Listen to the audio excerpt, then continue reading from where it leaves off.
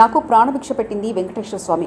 ప్రతిరోజు నేను వెంకటేశ్వర స్వామికి దండం పెట్టుకుని తెలుగు జాతికి సేవ చేయడానికి, పేదరికం లేకుండా చేయడానికి నాకు శక్తి సామర్థ్యాలు ఇవ్వమని కోరుకుంటా. మనందరి బాధ్యత పేదరికంలో ఉన్న వారికి చేయూత ఇవ్వడం. గోపురం అక్కడంతా కూడా 3 నామాలు కనబడుస్తూనే ఉంటాయి. ఇంట్లో నుంచి పైన ఎక్కి చూస్తే తిరుమలలో ఉండే 3 నామాలు ఇంటి దగ్గర నుంచి చూసే అవకాశం వస్తుంది. నేను నమ్మిన దేవుడు, నమ్ముతున్న దేవుడు, నేను ప్రార్థించే దేవుడు వెంకటేశ్వర స్వామి అని చెప్పి కూడా నేను మీకు తెలియజేస్తున్నా. ప్రతిరోజు ఒక 2 నిమిషాలే నేను ఒకటే కోరుకుంటాను. దండం పెట్టుకొని 1 నిమిషం ప్రార్థన చేసి,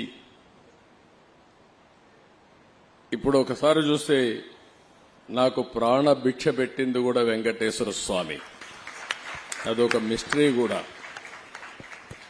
2003లో నా మీద 23 క్లేమోర్ మైన్స్ ని బ్లాస్ట్ చేస్తే సాక్షాత్తు వెంకటేశ్వర స్వామి నాకు ప్రాణభిక్ష పెట్టాడు. ఏదో చెయ్యాలని ఆ రోజు నన్ను కాపాడాడు. అలాంటి వెంకటేశ్వర స్వామిని నేను ప్రార్థించేది, నాకు శక్తి సామర్థ్యాన్ని, తెలివితేటలు ఇవ్వండి. ప్రపంచంలోనే తెలుగు జాతి నెంబర్ 1 జాతిగా ఉండడానికి ఆశీర్వదించండి. ప్రపంచంలోని ఇండియన్స్ అందరూ కూడా గ్లోబల్ సర్వీసెస్ అంటే ప్రపంచంలో ఉండే ప్రజలకు సేవలు అందించే అవకాశాన్ని కల్పించండి.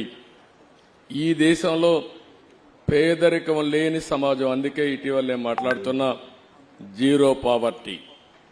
మనందరి బాధ్యత. సమాజం మనకి ఇవన్నీ ఇచ్చింది.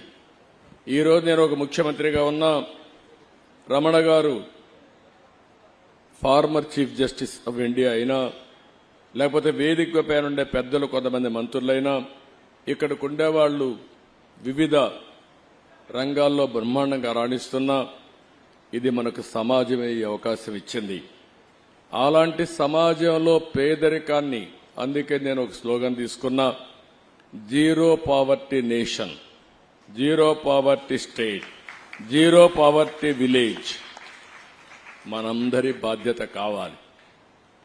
సంపద కొంతమందికి పరిమితమై పేదవాళ్లు పేదరికంలో మగ్గుతా ఉంటే అది మంచిది కాదు.